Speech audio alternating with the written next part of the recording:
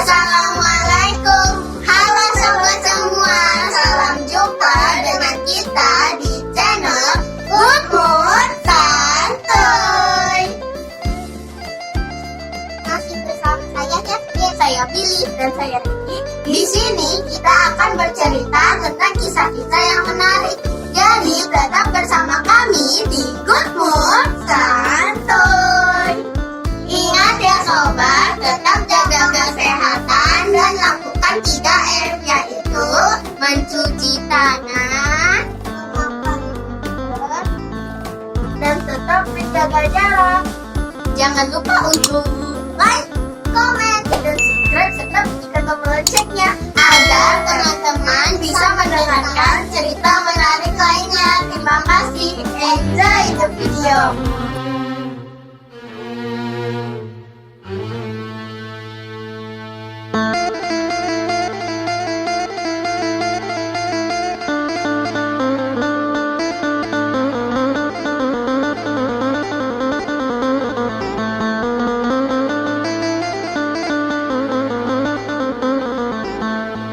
Kali ini kita akan bercerita yang merupakan khulafaur Rasyidin pertama. Setelah Rasulullah wafat, Abu Bakar As-Siddiq meneruskan perjuangan memimpin umat Islam. Abu Bakar As-Siddiq menjadi khalifah pada periode 632 sampai 634 Masehi atau 11 sampai 13 Hijriah di Madinah. Abu Bakar As-Siddiq lahir pada tahun 572 Masehi dan wafat pada tanggal 21 Jumadil Akhir 13 H atau 23 Agustus 634 Masehi dengan nama lahir Abdullah bin Abi Quhafah. Abu Bakar As-Siddiq juga termasuk dari sahabat yang paling awal masuk Islam atau termasuk dengan golongan as-sabiqul awalin. Abu Bakar menjadi khalifah Islam setelah meninggalnya Rasulullah SAW dan ia juga termasuk khalifah pertama yang memimpin umat Islam selama 2 tahun pada tahun 632 Masehi sampai tahun 634 Masehi. Ia juga salah satu dari 4 khalifah yang mendapat gelar khulafaur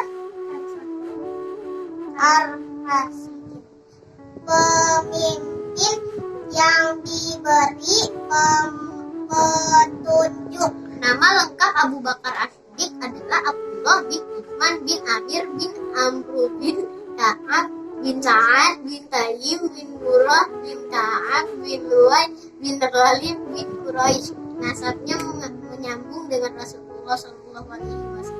Pada akhirnya Murrah bin Ka'ab bin Sa'ad bin Tamim yang berarti ayah ibunya sama dari kabilah Bani Taim. Abu Bakar As-Siddiq adalah ayah Aisyah, istri Rasulullah SAW. Nama yang sebenarnya adalah Abdul Ka'bah, yang artinya hamba Ka'bah. Dan setelah Abu Bakar masuk Islam, namanya diganti oleh Rasulullah SAW dengan nama Abdullah yang artinya hamba Allah Subhanahu Wa Taala. Rasulullah SAW memberikan gelar As-Siddiq atau yang berkata benar. Setelah Abu Bakar membenarkan dengan adanya peristiwa Isra Mi'raj Rasulullah SAW, sehingga ia lebih dikenal dengan nama Abu Bakar As-Siddiq. Abu Bakar As-Siddiq dilahirkan di Mekah dari keturunan Bani Tamim dengan suku bangsa Quraisy. Beberapa sejarawan Islam mencatat Abu Bakar adalah seorang pedagang, seorang yang terpelajar, hakim dengan kedudukan tinggi, serta dipercaya sebagai orang yang bisa menafsirkan mimpi. Ketika Nabi SAW menikah dengan Ummul Mukminin Khadijah binti Khuwailid, Rasulullah SAW pindah dan hidup bersama Abu Bakar As-Siddiq. Sejak saat itulah Nabi Muhammad SAW menjadi tetangga Abu Bakar dan berkenalan satu sama lainnya. Mereka berdua berusia dan berprofesi sama, pedagang dan juga ahli berdagang. Dari kitab Hayatus Sahabah, kehidupan para sahabat, dalam bab dakwah Nabi Muhammad SAW kepada perorangan dituliskan bahwa Abu Bakar As-Siddiq termasuk Islam setelah diajak oleh Rasulullah SAW. Abu Bakar kemudian mendakwahkan ajaran Islam kepada Utsman bin Affan, Zubair bin Awan, Talha bin Ubaidillah, Sa'ad bin Abi Waqqas, dan beberapa tokoh penting dalam Islam lainnya. Istri Abu Bakar yaitu Qutailah binti Abdul Azzatidah menerima ajaran Islam sebagai agama, sehingga Abu Bakar menceraikannya. Istrinya yang lain, Ummu Ruman, memeluk Islam juga, semua anaknya kecuali dengan Abdurrahman bin Abu Bakar, sehingga Abu Bakar dan Abdurrahman berpisah, sebagaimana yang juga dialami oleh para sahabat yang memeluk Islam pada masa awal. Abu Bakar juga mengalami penyiksaan yang dilakukan oleh penduduk Mekah yang kebanyakan dari mereka masih memeluk agama nenek moyangnya. Namun, penyiksaan paling kejam yang dialami oleh mereka yang berasal dari golongan budak, sementara para pemeluk Islam yang bukan dari golongan budak biasanya masih dilindungi oleh para keluarga dan sahabat mereka, sedangkan para budak disiksa sekehendak tuannya. Hal ini mendorong Abu Bakar guna membebaskan para budak tersebut dengan membeli budak dari tuannya, kemudian memerdekakannya. Pada saat Nabi Muhammad Sallallahu Alaihi Wasallam pindah ke Madinah 622 Masehi, ketika peristiwa hijrah, Abu Bakar adalah satu-satunya orang yang selalu menemaninya. Abu Bakar juga terikat dengan Rasulullah Shallallahu Alaihi Wasallam secara kekeluargaan.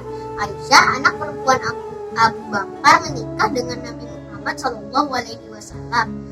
Beberapa saat setelah hijrah, selama masa Rasulullah Shallallahu Alaihi Wasallam sakit setelah menjelang wafat, dikatakan bahwa Abu Bakar ditunjuk untuk menggantikan Rasulullah Shallallahu Alaihi Wasallam menjadi imam sholat. Banyak yang menganggap ini sebagai indikasi bahwa Abu Bakar yang pantas untuk menjadikan posisi Rasulullah sebagai pemimpin umat Islam.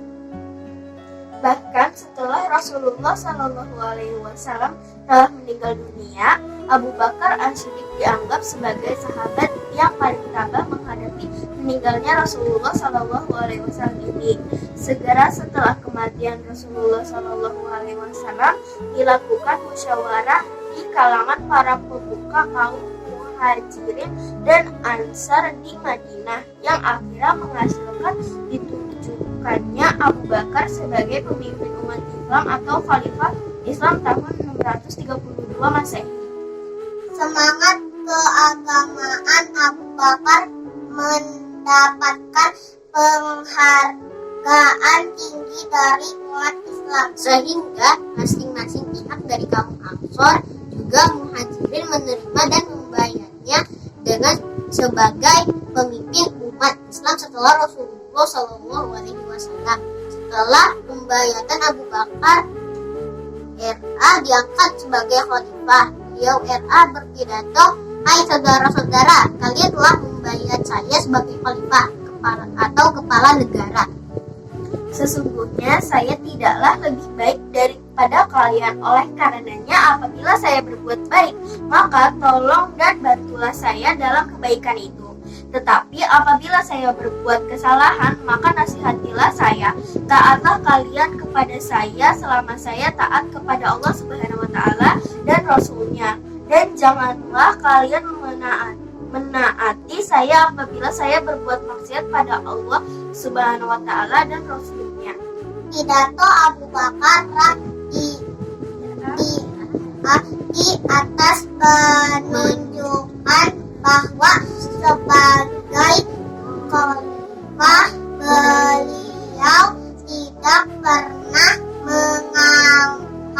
menganggap dirinya sebagai orang suci yang harus diagung-agungkan. Justru beliau mengutamakan supremasi hukum syariah dan menjadikan ketaatan warga negara dan loyalitas padanya merupakan satu paket dalam ketaatan kepada Allah Subhanahu wa taala dan Rasul-Nya.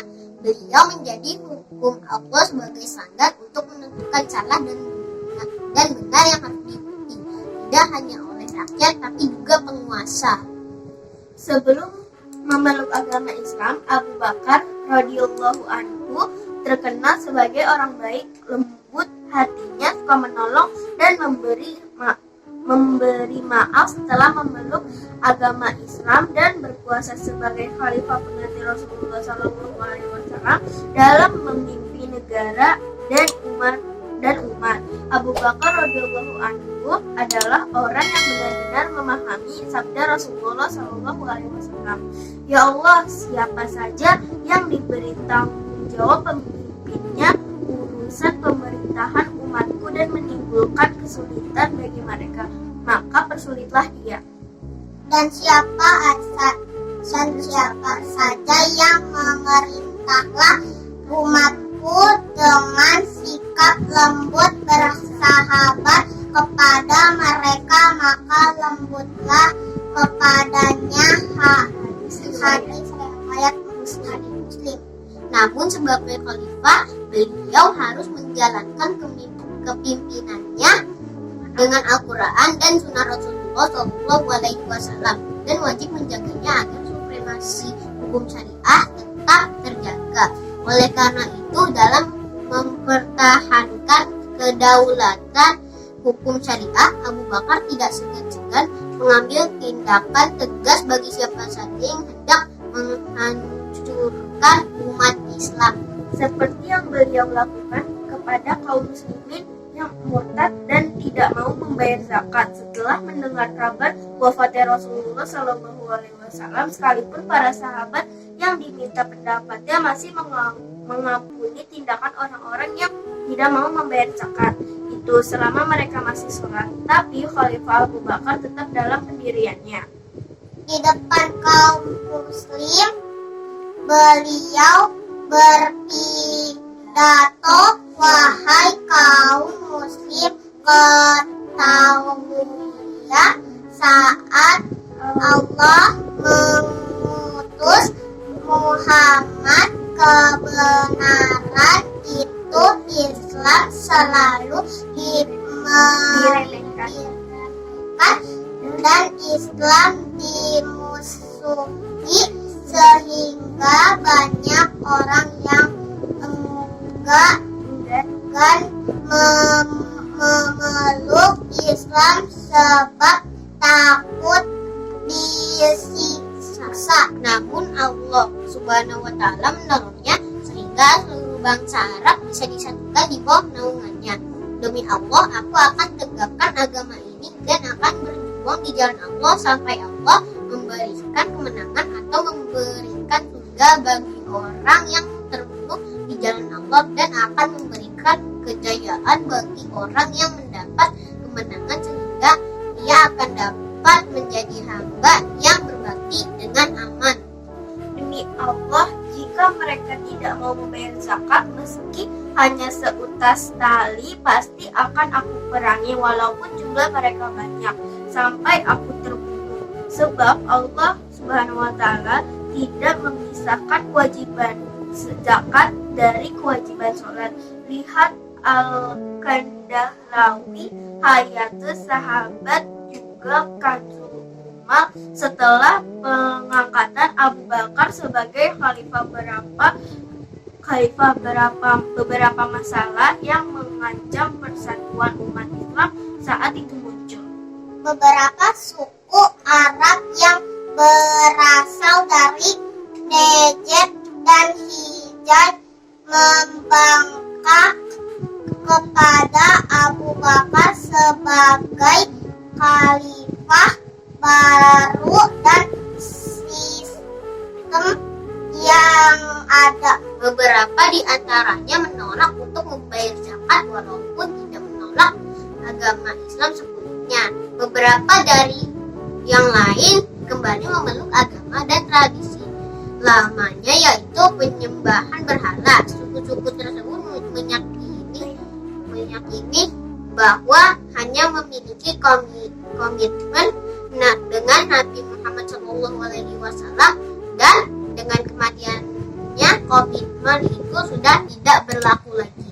Berdasarkan hal ini, Abu Bakar As-Siddiq menyatakan perang terhadap mereka yang dikenal dengan nama Perang Riddah.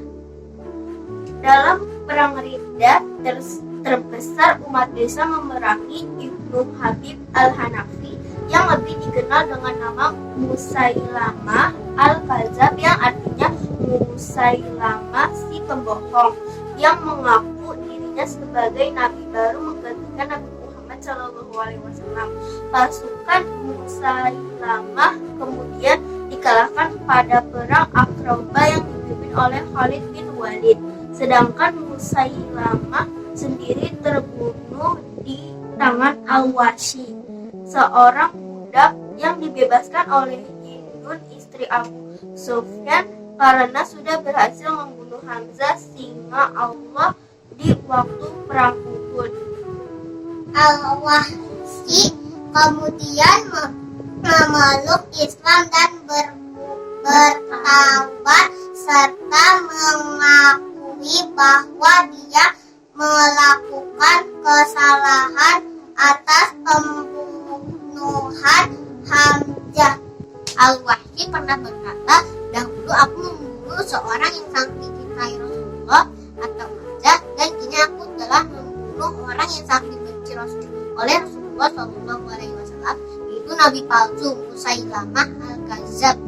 Setelah keadaan umat Islam sudah stabil dan secara penuh sudah menguasai Arab, Abu Bakar As-Siddiq memerintahkan para jenderal Islam untuk melawan Kekaisaran Sasanid dan Kekaisaran Bizantium.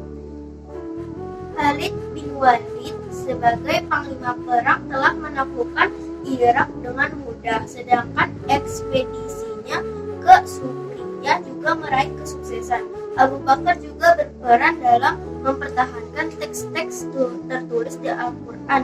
Dikatakan bahwa setelah mendapat kemenangan yang sangat sulit saat melawan Musailamah al-Kadzab dalam perang Riddah, banyak para penghafal Al-Quran yang ikut perang mati syahid dalam pertempuran. Umar bin Khattab lantas meminta Abu Bakar untuk mengumpulkan koleksi dari Al-Quran oleh sebuah tim yang diketuai oleh seorang sahabat Zaid bin Thabit. Mulailah dikumpulkan lembaran-lembaran Al-Quran dari para penghafal Al-Quran dan tulisan-tulisan Al-Quran yang terdapat pada media tulis seperti kulit, lang, dan lain sebagainya. Setelah lengkap, tulisan ini kemudian disimpan oleh Abu Bakar. Setelah Abu Bakar wafat, maka disimpan oleh Umar bin Khattab dan kemudian disimpan oleh Hafsah, anak perempuan dari Umar bin Khattab dan juga istri dari Nabi Muhammad SAW. Kemudian pada masa pemerintahan Utsman bin Affan, kumpulan Al-Quran ini menjadi dasar penulisan teks Al-Quran yang dikenal saat ini. Pada tanggal 23 Agustus 634 Masehi, Abu Bakar meninggal dunia pada usia 61 tahun di Madinah karena sakit yang dideritanya. Abu Bakar dimakamkan di rumah putrinya Aisyah radhiyallahu samping makam Nabi Muhammad sallallahu alaihi wasallam di dekat Masjid Nabawi. Terima kasih kepada sobat semua yang sudah menonton cerita ini.